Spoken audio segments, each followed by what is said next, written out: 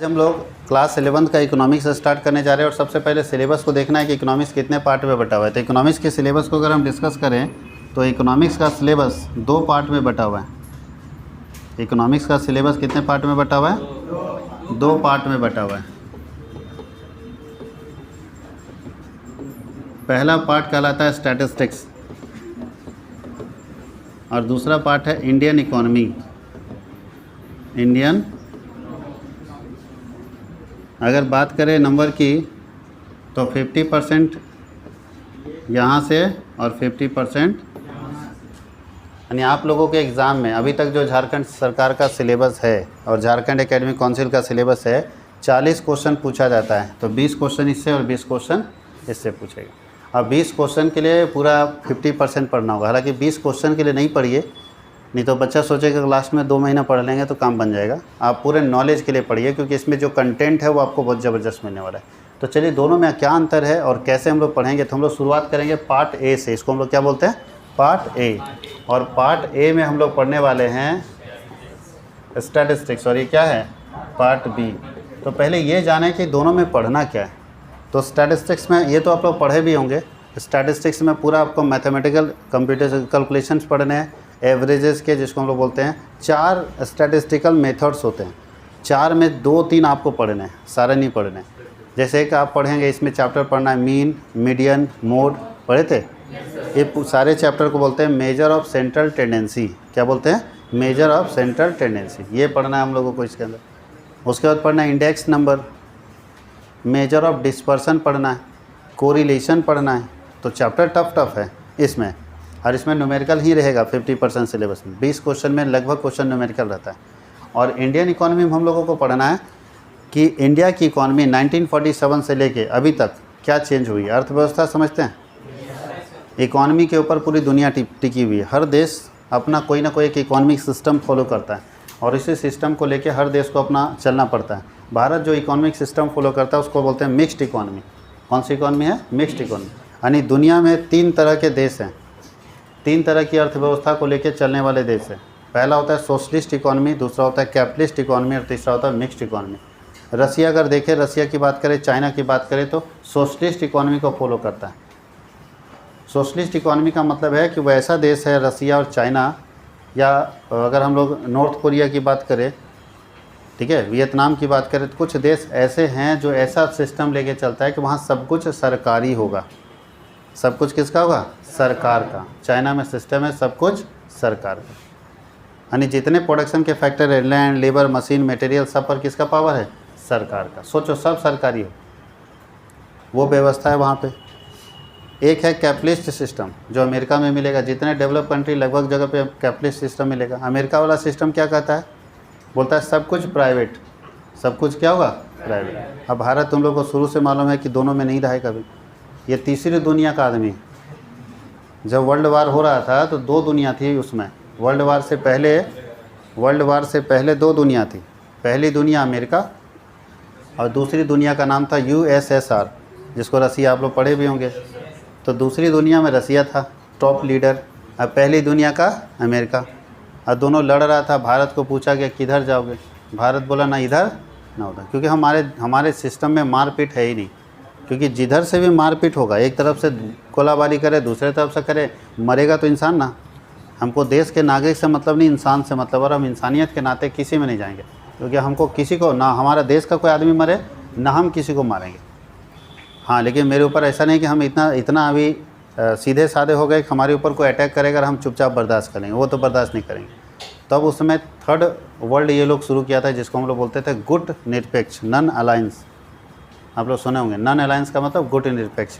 तो ये उसी तरह से भारत को पूछा गया कि किस इकोनॉमी में जियोगे भैया, तुम पूरा प्राइवेट रहोगे या पूरा सरकारी रहोगे? तो बोलता है मिक्स रहेंगे, कुछ प्राइवेट और कुछ सरकारी। इसलिए भारत में जो अभी इकोनॉमी आपको दिख रही है, यहाँ पे प्राइवेट हॉस्पिटल भी मिलेगा, सरकारी हॉस्पिटल भी मिलेगा, प्राइवेट स्कूल भी मिलेगा, सरकारी स्कूल भी मिलेगा। सरकार की भी ज़मीन है तो आम आदमी की भी ज़मीन है। चाइना में सब सरकार की ज़मीन है। यहाँ जो लड़ते हो ना कि 1 इंच के लिए गर्दन काट देंगे, है ये नहीं तुम्हारा। चाइना में बोलता है सब सरकार का ज़मीन है, बस लीज पर तुम लो, रेंट पर खेती करो और पैसा कमाओ और सरकार को टैक्स दो उसका। बताओ, यहाँ जो हम लोग लड़ते हैं मैक्सिमम मामला किस चीज़ का है? ज़मीन का। वहाँ ज़मीन है नहीं तुम्हारा, लड़ो कितना लड़ोगे। लेकिन भारत जैसा देश है, यहाँ दोनों चलता है, प्राइवेट भी और गवर्नमेंट भी। हर जगह पे है कि नहीं, कंपनियाँ सरकार के भी है तो प्राइवेट सेक्टर में भी है।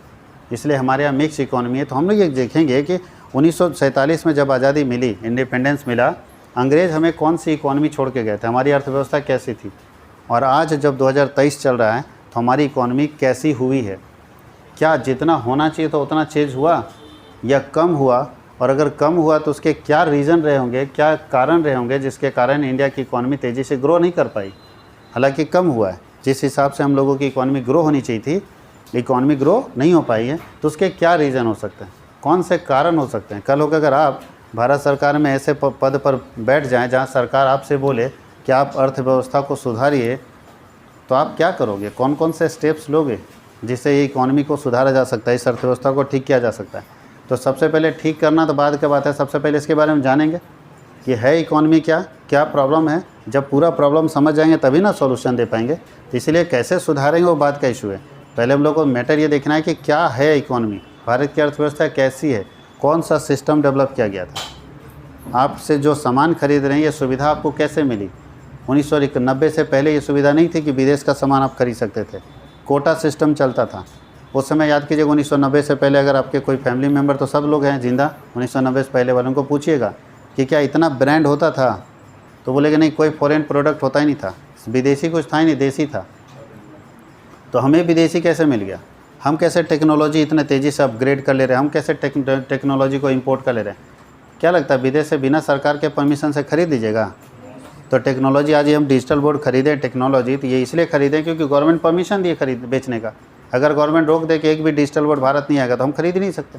हम कुछ कर लें, फिर हमको उठ के जाना पड़ेगा जिस देश में वो डिजिटल बोर्ड बना रहा है उसी देश में बिजनेस चलाना पड़ेगा। कोई दिक्कत है, कोई दिक्कत, इस चीज़ को ध्यान देना आपको। इसीलिए याद रखना है कि हम लोगों को 2 सिलेबस है, स्टैटिस्टिक्स है और दूसरा सिलेबस क्या है, इंडियन इकॉनमी। इंडियन इकॉनमी में पढ़ना है कि इंडिया की इकॉनमी 1947 से लेके अभी तक क्या हुई है।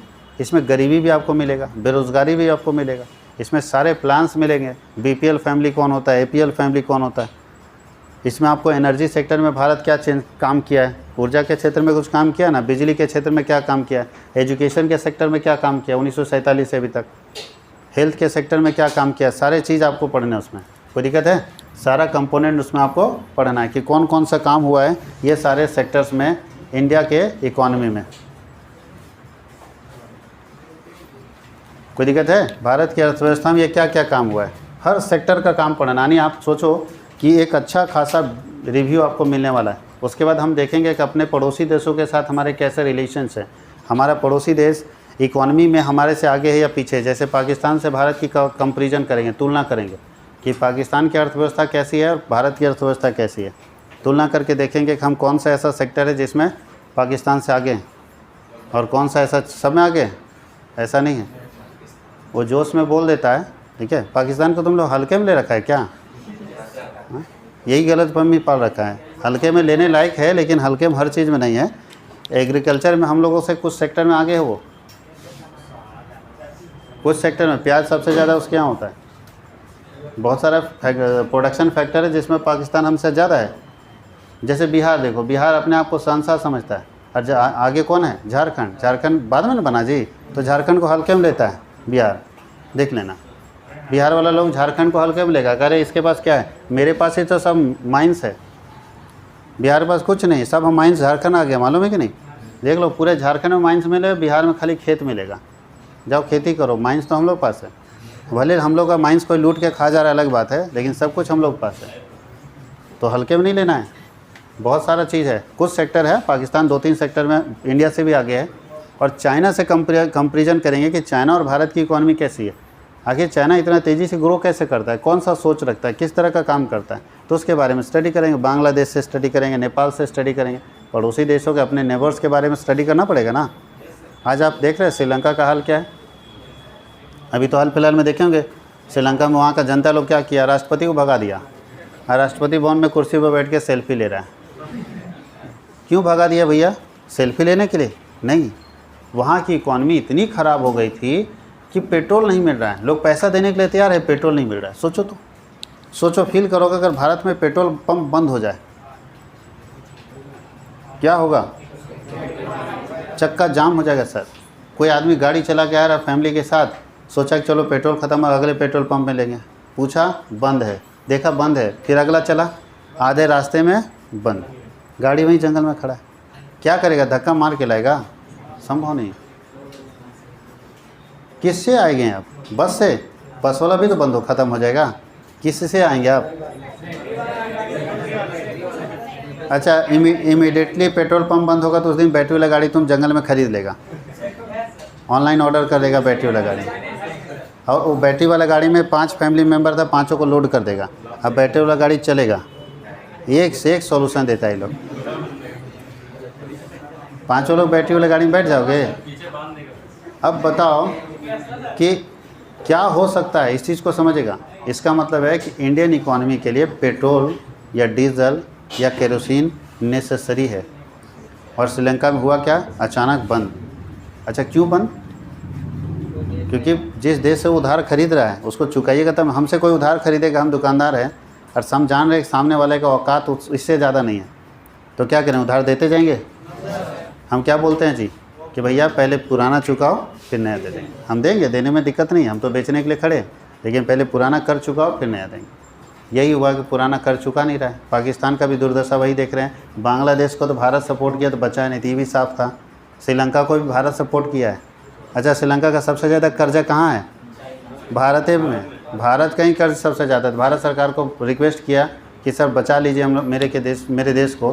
भारत सरकार को रिक्वेस्ट किया, सरकार आके खड़ा होकर बोली, प्रधानमंत्री बोले कोई बात नहीं, जाने दो, मेरा ना कर्जा ज़्यादा है, हम इसको छोड़ देते हैं, कुछ दिन बाद देगा। छोड़ मतलब देगा, बाद में देगा। तब फिर IMF उसको लोन दिया कि लो हम लोन देते हैं, नहीं तो जो सबसे बड़ा कर्जदार है उसे गारंटी दिलाओ। बांग्लादेश को भी गारंटी दिया भारत, पाकिस्तान को नहीं दिया। 2 बार मांगा, बोला नहीं देंगे इसको। IMF का कर्ज नहीं मिला उसको, बाकी तो उसको देश को मिल गया। बात समझ में आया सबको? क्योंकि हमारे साथ रिश्ता अच्छा नहीं रखोगे तो हम क्यों गारंटी देंगे? अब फिर गारंटी देंगे और उधार खा के फिर तुम नहीं चुकाओगे तो नुकसान किसका है? इसलिए 2 देश को गारंटी दे दिया। तो ये पूरी अर्थव्यवस्था आपको पढ़नी है इंडियन इकोनॉमी के अंदर। कोई दिक्कत है? तो आज हम लोग क्या स्टार्ट करने जा रहे हैं?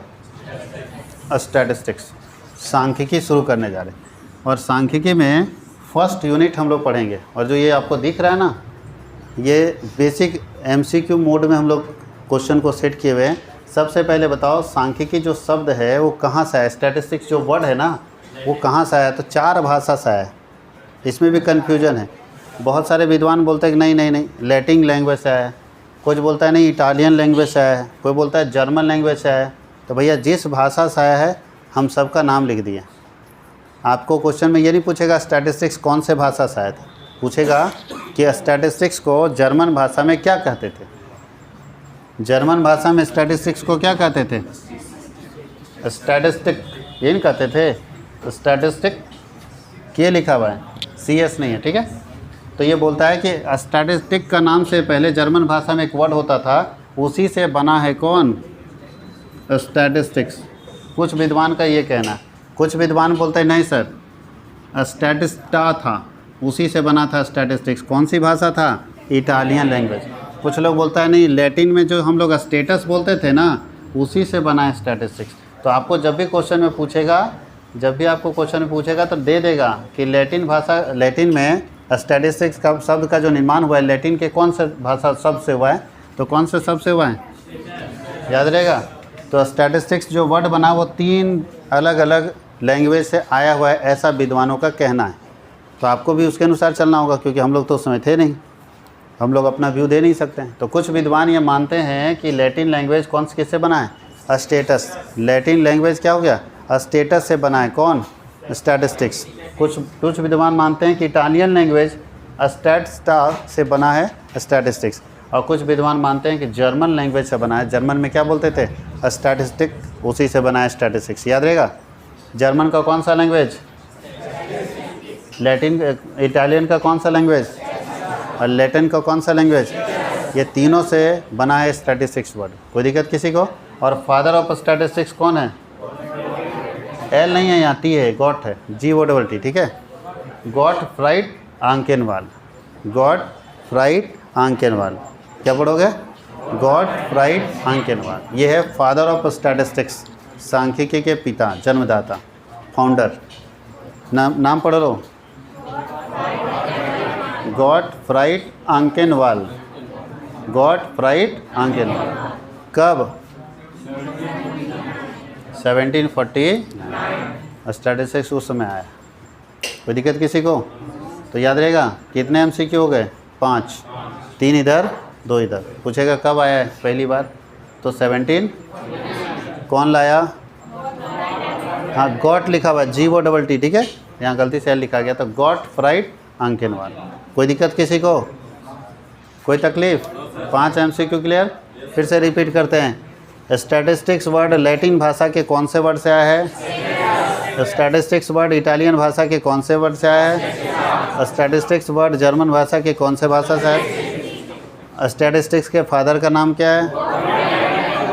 कब डेवलप किए थे? कोई प्रॉब्लम है? अब चलते हैं थोड़ा सा आगे। स्टैटिस्टिक्स को पढ़ना है ना बाबू, तो 2 तरीके से पढ़ना होता है। स्टैटिस्टिक्स को पढ़ने के लिए 2 फॉर्म होता है। पहला होता है सिंगुलर सेंस और दूसरा क्या होता है? Plural sense. सॉरी उल्टा लिख दिया, बोलो प्लूरल सेंस है, इधर सिंगुलर सेंस है। चलो कोई बात नहीं। पहला सिंगुलर सेंस और दूसरा क्या है? दोनों का अलग अलग तरीका है। यानी विद्वान लोग में कन्फ्यूजन है स्टैटिस्टिक्स को लेके, कंफर्म नहीं है। कुछ बोलता नहीं स्टैटिस्टिक्स वो है और कुछ लोग बोलता है ये। कंफर्म में वो लोग खुद नहीं है। और याद रखिएगा कि इकोनॉमिक्स में भी कंफर्म नहीं है। क्या? हाँ गलत चीज़ पढ़ रहे, अनुमान के आधार पर पढ़ रहे। अच्छा वर्ल्ड वॉर 2 में कितने लोग मारे गए थे? कोई था वहाँ जो डेटा गिन सकता था? एक अनुमान है, हाँ या नहीं? तो हम लोग अनुमान के आधार पर नहीं मानते हैं। गांधी जी जब चंपारण में यात्रा कर रहे थे तो कितने लोग उस यात्रा में शामिल थे? कोई नहीं बोलता है। सब जगह क्या लिखा है इतिहास में? बहुत अधिक लोग। अरे कितने एग्जैक्ट बताओ? तो बोलता है सर उसमें गिनती कोई थोड़ी किया होगा, जो किया होगा वो मर गया होगा ना, हाँ या नहीं? अब कोई इतिहासकार उसको लिख देगा कि 1,77,000 लोग, तो अगर वो सही बोलेगा दुनिया उस पर विश्वास कर लेगी। लेकिन कुछ लोग उसके बाद को काट देगा कि कैसे तुमको मालूम, तुम भी तो उसमें नहीं था। अच्छा गांधी जी फ़ोन करके बताए, गांधी जी को अपने नहीं मालूम कितना लोग पीछे चल रहा है। बात समझ गए? तो इस दुनिया में कुछ 2 तरह के अभी हम पढ़ाएंगे। ऐसा क्यों होता है? तो ये 2 तरीके से डेटा हमारे पास आता है। एक जो पब्लिश डेटा होता है, जो कहीं छपा हुआ है, कहीं लिखा हुआ है, और एक अनपब्लिश डेटा होता है जो कहीं लिखा हुआ नहीं, वहाँ लोग अनुमान लगाते हैं। तो इसके बारे में कहीं लिखा हुआ है नहीं तो लोग अनुमान लगाते हैं कि नहीं स्टैटिस्टिक्स को ऐसे पढ़ा जा सकता था, तो दूसरा विद्वान बताता है कि स्टैटिस्टिक्स को ऐसे पढ़ा जा सकता था। तो ये दोनों समझ गए। अब हम बताएंगे कि सिंगुलर सेंस में हम स्टैटिस्टिक्स को कैसे पढ़ेंगे और प्लूरल सेंस में हम स्टैटिस्टिक्स को कैसे पढ़ेंगे। कोई दिक्कत है? तो पहले इसको लिख लीजिए, फिर हम आपको बताते हैं सिंगुलर और प्लूरल सेंस में स्टैटिस्टिक्स को कैसे पढ़ा जाएगा। यहाँ पे ध्यान दीजिएगा कि फादर ऑफ स्टैटिस्टिक्स है, ठीक है, फादर्स नहीं। अगर फादर्स लिखोगे तो फिर यहाँ ऑफ लिखने का क्या ज़रूरत है, इसलिए फादर ऑफ स्टैटिस्टिक्स वो लिखेगा। कोई दिक्कत? अब हम लोग आगे बढ़ें। अब सिंगुलर और प्लूरल सेंस में समझाते हैं कि स्टैटिस्टिक्स क्या होता है। तो सबसे पहले क्या लिखा है? प्लूरल सेंस दिया हुआ इसी को समझा देते हैं और फिर सिंगुलर सेंस में समझा देते हैं। और हम लोगों को जो ज़्यादा फेमस मेथड है कौन सा है बताओ, जिसमें हमको पढ़ना है? ज़्यादा फेमस मेथड कौन सा है? Singular sense. यही हम लोग पढ़ेंगे। यानी इसमें स्टैटिस्टिक्स को पढ़ने के लिए ये 5 स्टेप अप्लाई करते हैं। कोई दिक्कत है? कितने स्टेप अप्लाई करते हैं? 5 स्टेप अप्लाई करते हैं। और सिंगुलर सेंस में यहाँ बोलता है कि statistics means collection of data in numerical term. पहले प्लूरल सेंस की बात कर ले तो प्लूरल सेंस में बोलता है कि स्टैटिस्टिक्स क्या है? Collection of data in numerical term. ये डेटा क्या होता है? डेटा का मतलब होता है, ध्यान देना, जानकारी को बोलते हैं इन्फॉर्मेशन, और इन्फॉर्मेशन और डेटा में अंतर होता है। तो सुनिएगा अच्छे से, इन्फॉर्मेशन और डेटा के बारे में थोड़ा सा अंतर समझिएगा। बोलता है collection of information in numerical term is called data, या डाटा जो बोलो। बोलता है डाटा का मतलब होता है कि इन्फॉर्मेशन को अगर हम न्यूमेरिकल टर्म में लाएंगे तो ये क्या कहलाएगा? डाटा कहलाएगा। Collection of information in numerical term is called data. तो डेटा का मतलब है इन्फॉर्मेशन को किस में लाना है? न्यूमेरिकल टर्म में। किसमें लाना है? न्यूमेरिकल। जैसे आप सभी लोगों को इन्फॉर्मेशन है कि झारखंड की सबसे ऊंची पहाड़ी जो है पारसनाथ है, ये जानकारी है आपको, ये सूचना है आपके पास। लेकिन पूछ दे कि कितनी ऊंचाई है, ये डेटा है। डेटा संख्या के रूप में रहता है। डेटा क्या रहता है? संख्या के रूप में। अगर आपको ये जानकारी है कि फलना का बेटा बड़ा चोर है, यह जानकारी है लेकिन डेटा नहीं है। पूछेगा डेटा बताओ, तो क्या बताओगे? कि बड़ा चोर है? नहीं, डेटा ये है कि उसने आज तक, अभी तक, इस उम्र तक 530 चोरियां की है, ये डेटा है। इन्फॉर्मेशन ये है कि आदमी काला धन रखा हुआ है, ब्लैक मनी रखा हुआ है। डेटा ये है कि इसके पास 500 करोड़ रुपया ब्लैक मनी है। समझ में आ रहा है इन्फॉर्मेशन और डेटा में? इन्फॉर्मेशन ये है कि ये बच्चा पढ़ने में तेज है, ये इन्फॉर्मेशन है। ऐसे क्या हो जाएगा बताओ? तो फिर तो जहाँ से सर्टिफिकेट अभी तुम लोग का निकला है 10th में, तो उसमें लिख देना चाहिए पढ़ने में तेज़ है या पढ़ने में अच्छा है। नंबर देने क्या ज़रूरत है? क्योंकि पढ़ने में अच्छा से कैसे पता चलेगा कि भाई उस आदमी के नज़र में अच्छा हुआ तो लिख दिया अच्छा है, मेरे नज़र में अच्छा है कि नहीं है, उसके लिए हमको देखना पड़ेगा ना। तो क्या दे देता है? इन्फॉर्मेशन देता है या डेटा देता है? कि देखो भैया मैथ्स में इतना मार्क्स है, SST में इतना मार्क्स है, इंग्लिश में इतना मार्क्स है, तभी ना देख रहा हो कि जिस हिसाब से ये बच्चा मार्क्स लाया है, तो किसी के पास सर्टिफिकेट लेके चले जाओगे, मार्कशीट, सामने वाला जज कर लेगा कि आप पढ़ने में कैसे होगे। कैसे जज कर लिया जी? चेहरा देख के या डेटा देख के? डेटा देख के। बात समझ में आ रहा है? तो डेटा और इन्फॉर्मेशन में थोड़ा सा अंतर है। इन्फॉर्मेशन पहले आता है, इन्फॉर्मेशन के बाद आता है डेटा, यानी कलेक्शन ऑफ इन्फॉर्मेशन। अगर आप कोई जानकारी, न्यूमेरिकल टर्म समझते हैं? न्यूमेरिकल सम समझते हैं? अंकों में, अंक समझते हो ना? अगर कोई जानकारी आप नंबर में, अंकों में लाते हैं तो वो क्या कहलाता है? डेटा कहलाता है। याद रहेगा। और हम लोग स्टैटिस्टिक्स में किस पर खेलने वाले हैं? इसी के पीच पर बैटिंग करना है। डेटा नहीं तो कुछ नहीं। आपके पास अगर डेटा नहीं तो स्टैट्स में क्या कर लीजिएगा? अगर किसी स्टूडेंट के बारे में हमको पूछा जाए कि ये पढ़ने में कैसा बच्चा है, तो हम कैसे बताएंगे उसको? कभी हम उसको जानते नहीं हैं। और उसके पेरेंट्स आए, बोले सर मेरे बच्चे को से मिलिए, ये मेरा बच्चा है, 10th में मार्क्स अच्छा लाया है, अच्छा से पास हुआ है, तो आप बताइए इसके लिए कौन सा क्लास अच्छा रहेगा और कौन सा सब्जेक्ट अच्छा रहेगा, कौन सा स्ट्रीम इसको चुनना चाहिए। हम कैसे डिसाइड कर देंगे किसी बच्चे के बारे में जब तक हम उसका डेटा नहीं देखेंगे? डिसाइड कर देंगे? आज गांव में यही ना हो रहा है, डिसाइड कर देता है कि क्या किया है, कि फर्स्ट किया है और साइंस लो एक तरीके। अब पता चला कि फिजिक्स में बाबू साहब का लड्डू है, केमिस्ट्री उड़ जाता है ऊपर से, हाँ या नहीं? किसी तरह झटका खा खा के पास हुए, अब फिर आर्ट्स करा लिए। फ़ायदा क्या है? जब तुम साइंस में लिया तो साइंस में करियर बनाओ। और अगर साइंस में तुमको करियर नहीं बनाना है तो फिर बेवकूफ़ी क्या कर रहा है 2 साल साइंस पढ़ने का, फिर तुम आर्ट्स पढ़ में जा रहे हो। तो बढ़िया से 11-12 आर्ट्स से पढ़ लो, कम से कम किसी जगह पे तो जाओगे। तुम ना घर के रह रहे हो ना घाट के रह रहे हो, ना बढ़िया से साइंस पढ़ा ना बढ़िया से आर्ट्स का बुद्धि आया। बेरोज़गारी का कारण ये भी है, एक सब्जेक्ट में कंटिन्यूअस नहीं पढ़ाई करोगे तो आप क्या सोचते हो जंप करने से सारा बुद्धि आ जाएगा? रणछोड़ दास चांचड़ नहीं हो आप लोग, ये सब सीख लेंगे एक बार, समझ गए? तो इसीलिए इस चीज़ को ध्यान रखना है, हम एक सब्जेक्ट को पकड़ेंगे और उसको फोकस करेंगे। तो बताइए कि क्या केवल इन्फॉर्मेशन के आधार पर डिसीजन लिया जा सकता है या डेटा चाहिए? जैसे सरकार ये निर्णय लेने जा रही है कि भारत में सब दुनिया बोलता है भारत बहुत गरीब देश है, तो सरकार बोलती है कि जो गरीब है सबको अनाज दो, सबको घर दो, या कोई डेटा होना चाहिए? अगर ऐसे नहीं रहेगा ना कोई डेटा, तो हर आदमी गरीब है भारत का। पूछ लो, किसी से भी पूछो तो क्या बोलेगा? कहाँ पैसा है जी, बहुत गरीबी है। होता है कि नहीं होता है? इस देश का हर आदमी गरीब है, लेकिन सरकार लेकर आती है डेटा। नहीं, ऐसे नहीं चलेगा भैया कि गरीब हैं। सरकार बोलती है कि जिसका घर पक्का का उसको घर नहीं मिलेगा, उसका BPL कार्ड नहीं बनेगा। भले लोग बना लेता है, अलग बात है, लेकिन सरकार का नियम, जिसके यहाँ मोटरसाइकिल उसको नहीं मिलेगा। डेटा लेकर आती है ना, जिसका इनकम इससे ज़्यादा होगा उसको नहीं मिलेगा, जिसका इनकम इससे कम होगा उसको मिलेगा। बात समझ गए? तो इनकम के आधार पर सरकार एक डेटा तय कर देती है कि इतना से कम कमाने वाले को ये सुविधा मिलेगी और इतना से ज़्यादा कमाने वाले को ये सुविधा नहीं मिलेगी। इसी को सरकार 2 नाम से जानती है, एक को आप सुनते होंगे BPL फैमिली और एक होता है APL फैमिली। BPL फैमिली का मतलब होता है बिलो पॉवर्टी लाइन, गरीबी रेखा से नीचे वाले लोग। बिलो पॉवर्टी लाइन, याद रहेगा, बिलो पॉवर्टी लाइन, गरीबी रेखा से नीचे, और APL का मतलब होता है गरीबी रेखा से ऊपर। ये जो गरीबी रेखा एक हमारे सरकार तय कर दी कि इतना इनकम जो जनरेट करता है ना, इससे ज़्यादा इनकम वाला अमीर है, मतलब मिडिल क्लास फैमिली है, इससे ज़्यादा नीचे वाला जो इसके नीचे चला गया वो गरीब व्यक्ति है। वो कौन सा फैमिली है?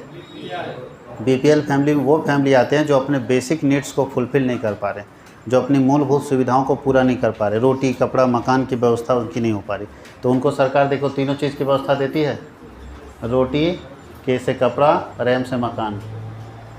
बताइए, इंदिरा आवास योजना में घर बना के देती है, राशन के दुकानों से खाने का सामान देती है, चावल गेहूँ, और कपड़ा भी देती है, कंबल देती है, साथ ही साथ स्कॉलरशिप, अच्छा शिक्षा के लिए पैसा देती है, हेल्थ के लिए पैसा देती है, फ्री सरकारी हॉस्पिटल है ना जी, फ्री इलाज कराओ। BPL का देखना, वहाँ एक्सरे का भी पैसा माफ़ है, BPL कार्ड दे दो, एक्सरे का पैसा माफ़, दवा का पैसा माफ़, सब जगह पैसा माफ़। बात समझ में आया? कोई दिक्कत है? तो ये क्या है, सरकार डेटा के आधार पर ये सब काम करेगी या इन्फॉर्मेशन के आधार पर करेगी? डेटा के आधार पर। जब तक डेटा ना मिले कोई काम नहीं था। पुलिस किसी को पकड़ती है डेटा के आधार पर कि इन्फॉर्मेशन के आधार पर? डेटा के आधार पर। जब उसको लगेगा हाँ यहाँ गलती है, गड़बड़ी है, तब ना पकड़ेगा जी। और अगर इन्फॉर्मेशन है, जैसे मेरे बारे में इन्फॉर्मेशन है, मान लो बैंक में काम करते हैं और सारा बैंक वाला स्टाफ मेरे से चिड़चिड़ाया हुआ है, और सब जो चार्टर्ड अकाउंटेंट आया था ऑडिट करने मेरे बिजनेस में या मेरे बैंक में, उसको बता दिया कि सर बहुत बड़ा घूसखोर आदमी है, तो उसके आधार पर CM को पकड़ लेगा? 10 लोग बोलते हैं मोहल्ले में कि चोर आदमी है, पुलिस पकड़ लेगा? नहीं पकड़ेगा। वो बोलता है कि प्रूफ दो या डेटा दे दो। बोलता है सर डेटा लाना है, पिछला थाना में, पहले धनबाद में रहता था, धनबाद का थाना से कांटेक्ट कर लीजिएगा, पूरा डेटा दे देगा। अब जब धनबाद के थाना से कांटेक्ट किया तो पता चला जी हाँ ये नाम का व्यक्ति खतरनाक क्रिमिनल है, तो उसका ज़िंदगी जो है जेले में सड़ रहा है, तब यहाँ का थानेदार क्या करेगा? पकड़ लेगा, इसको अंदर रखो। फिर चोरी करे उससे अच्छा पहले इसको निपट लो, अंदर रखो। डेटा रहेगा तभी कुछ हो सकता है। तो बताइए पूरा गेम किस पर है? यानी डेटा के पिच पर हम लोग को बैटिंग करना है। कोई दिक्कत किसी को? चलिए, तो याद रखना है प्लूरल सेंस में बोलता है कि स्टैटिस्टिक्स का मतलब क्या होता है। दोनों में डेफिनेशन है स्टैटिस्टिक्स का। इसमें स्टैटिस्टिक्स कैसे डिफाइन होता है? तो collection of data in numerical term के आधार पर। और इसमें स्टैटिस्टिक्स कैसे डिफाइंड होता है? बोलता है ये सारे मेथड्स हैं स्टैटिस्टिक्स में। यानी ये बोलता है कि कलेक्शन ऑफ डेटा अगर करोगे तो स्टैटिस्टिक्स हो जाएगा। और ये बोलता है कि स्टैटिस्टिक्स करने के लिए खाली कलेक्शन ऑफ डेटा नहीं सर, स्टैटिस्टिक्स करने के लिए collection, organisation, presentation, analysis and interpretation of data होगा। फिर से ध्यान देना, ये सिर्फ कलेक्शन की बात करके कंफर्म कर दिया कि collection of data that means statistics. अगर आपने डेटा को कलेक्ट कर लिया, अगर आपने संख्या को एकत्र कर लिया तो ये स्टैटिस्टिक्स है। और ये क्या बोलता है? खाली कलेक्शन तक रुका या उसके आगे बढ़ गया? उसके आगे बढ़ गया। ये बोलता है कि organisation, presentation, analysis and interpretation of data is known as statistics. इसका डेफिनेशन क्या लिख सकते हैं? Statistics means collection, organisation, presentation, analysis, interpretation of data. Hindi में क्या बोल सकते हैं? सांख्यिकी का अर्थ एक डेटा का एकत्रीकरण, संगठन, प्रस्तुतिकरण, विश्लेषण और व्याख्या, यही ना होगा। तो दोनों में हम लोग डेफिनेशन देख लिए कि अगर प्लूरल सेंस की बात करेंगे तब स्टैटिस्टिक्स को कैसे डिफाइन करेंगे, और सिंगुलर सेंस की बात करेंगे तब हम स्टैटिस्टिक्स को कैसे डिफाइन करेंगे। कोई दिक्कत है? अच्छा, कुछ ना पूछे तो हम लोग कौन से सेंस में बात करते हैं? सिंगुलर सेंस में, जो हम लोग पढ़ने वाले हैं। हम लोग यही पढ़ने वाले हैं, तो यही आगे चैप्टर है। इसके बाद चैप्टर आपको मिलेगा कलेक्शन, फिर ऑर्गेनाइजेशन, फिर प्रेजेंटेशन, एनालिसिस एंड इंटरप्रिटेशन। इसी इंटरप्रिटेशन में आप पढ़ते थे मीन, मीडियन, मोड, याद है? यही है, इंटरप्रिटेशन करते थे, डिटेल ना चेक करते थे। अरे हाँ या नहीं? मीन, मीडियन, मोड पढ़ते थे आप इंटरप्रिटेशन ऑफ डेटा में। कोई दिक्कत है? एनालिसिस भी हम लोग देखेंगे कि एनालिसिस क्या होता है, प्रेजेंटेशन ऑफ डेटा क्या होता है, डेटा को कैसे प्रेजेंट करते हैं आप सब जानते हो। डेटा प्रेजेंटेशन ये सब जानते हो आप लोग, सब पढ़ के आए हो, लेकिन किसी ने कोई बताया नहीं है कि ये सब ये होता है। बताओ, प्रेजेंटेशन मतलब होता है हम डेटा को कैसे प्रेजेंट करते हैं। आपका मार्कशीट क्या है? बताओ, खाली लिख देता है पास तो क्या हो जाता? ऐसा प्रेजेंट किया ना कि आप आसानी से समझ रहे हैं कि मैथ्स में कितना है, उसमें भी एग्जाम में कितना है, थ्योरी में कितना है, प्रैक्टिकल में कितना है। लिखा हुआ है कि नहीं प्रेजेंटेशन? A to Z चीज़ लिखा हुआ है वहाँ तरीके से, उसको बोलते हैं प्रेजेंटेशन। प्रेजेंटेशन के लिए हम लोग ग्राफ मेथड यूज़ करते हैं, याद है? अब भाई क्रिकेट होता है, क्रिकेट में प्रेजेंटेशन नहीं होता। देखो यहाँ एक विकेट गिरा, फिर एक विकेट यहाँ गिरा, फिर ऐसे बढ़ता है ना। ये इंडिया है, इधर नीचे विकेट गिराते जाओ तो कौन देश होगा? अरे तरीके सब पाकिस्तान एकदम चिड़चिड़ाया हुआ उस पर। आ रहा है वर्ल्ड कप का टाइम, कोई दिक्कत किसी को? इंडिया और ये डेटा है दिखा रहा है कि नहीं? अच्छा, इसको देखने से क्या पता चला? इसको देखने से पता चला पहला 5 ओवर में इंडिया का रन रेट हाई था लेकिन एक विकेट गिरा था। पाकिस्तान का भी एक विकेट गिरा हुआ लेकिन रन रेट क्या है? लो है कि नहीं? कोई दिक्कत किसी को? तो ये है प्रेजेंटेशन ऑफ डेटा। तो क्या नहीं पढ़े हैं सब?